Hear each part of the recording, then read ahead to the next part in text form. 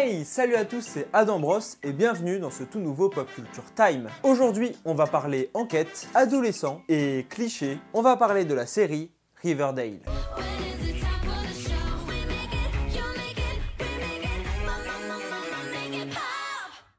Riverdale est une série racontant les aventures du personnage d'Archie et de ses amis dans la ville de Riverdale, où a eu lieu une mort étrange d'un de leurs camarades. La série est basée sur les Archie Comics, dont les personnages sont tirés. Et si vous ne connaissez pas, c'est que vous ne suivez pas assez assidûment ma chaîne, car j'en avais déjà parlé dans l'épisode sur Scooby-Doo, puisque c'est la série qui a inspiré Scooby-Doo.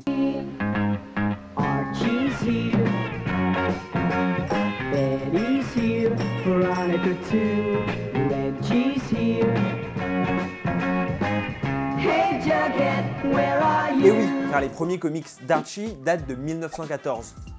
Donc c'est pas tout neuf. Bref, revenons à Riverdale. Tout commence avec ce monsieur, Greg Berlanti. C'est un producteur notamment à l'origine de séries bien connues, telles que Arrow ou encore The Flash. D'ailleurs, si vous voudriez que j'en parle un de ces quatre, n'hésitez pas à me le dire en commentaire. Bref, en 2014, il se rend dans les bureaux de la Fox et négocie la mise en développement d'une série racontant les aventures des personnages d'Archie Comics.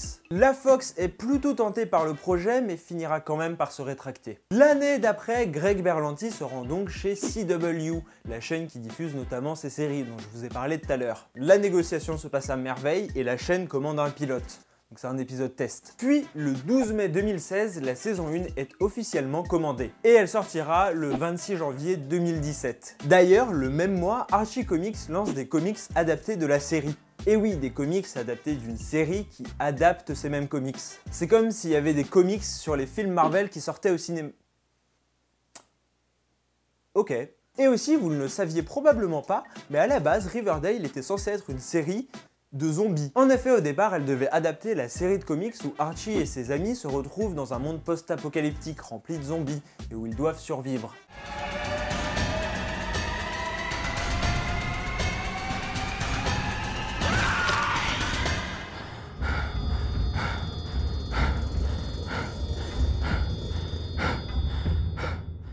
C'est vrai que c'est un peu différent de la série quand même. J'aurais quand même kiffé voir les triangles amoureux avec les zombies. D'ailleurs, c'était le scénariste Roberto Aguirre Sacada qui en était à l'origine. Mais vous vous en doutez, l'idée ne fut pas gardée.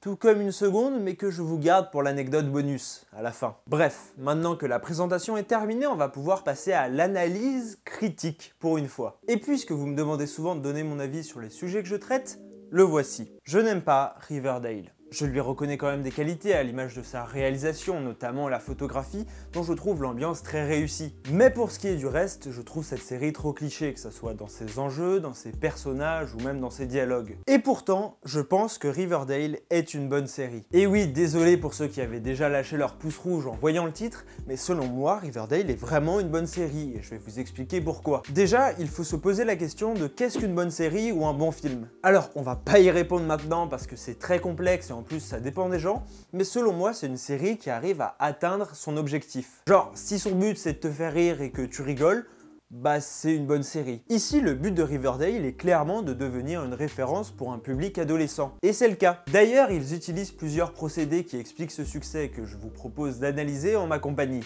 Archie, a kid is dead. I saw you guys. How you feel about me? Is it real? I'm asking you right now if you love me. Who are you lying to?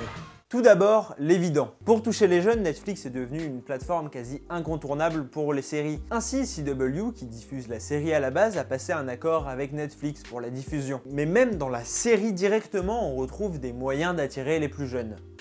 De mon âge du coup. Si on prend par exemple l'épisode d'introduction de la saison 1, qui est censé donc montrer la série au public et montrer à qui elle s'adresse vraiment. Le scénario va très vite. En 45 minutes, il se passe autant d'événements qu'il pourrait se passer en 3 épisodes d'une autre série. Ce format de scénario est parfaitement fait pour plaire aux adolescents de mon âge. Nous qui sommes habitués à être sur YouTube, donc à regarder des vidéos qui durent en moyenne moins de 10 minutes, et aux stories Snapchat qui vont encore plus vite. Tout va donc très vite, quitte à aller parfois un peu trop vite à mon goût. Enfin, les personnages et les enjeux rentrent parfaitement dans les mœurs des 12-24 ans. On a donc des personnages qui sont au lycée et qui réunissent toutes les caractéristiques des ados actuels. On a celle qui est un peu renfermée, la nouvelle, celle que tout le monde déteste, le meilleur ami gay, les mots sombres que personne comprend. On peut alors s'identifier aux personnages quelle que soit notre personnalité, puisqu'il y en a plein. Ce qui fait passer d'ailleurs l'enquête parfois à un plan secondaire pour laisser place à des problématiques qui touchent plus les jeunes. Effectivement, les jeunes de nos jours sont plus sensibles à des histoires amoureuses qu'à un meurtre. Je pense donc notamment à la réflexion sur l'avenir, mais surtout les querelles amoureuses et d'amitié, dont la série est remplie. Bref, on pourra reprocher à Riverdale tous les défauts du monde, et c'est vrai que la série n'en est pas dénuée. Néanmoins, je pense qu'elle peut quand même devenir une référence pour les personnes de ma génération, et ainsi marquer la culture populaire, notamment grâce au fait qu'elle ait réussi à adapter des stéréotypes de 1914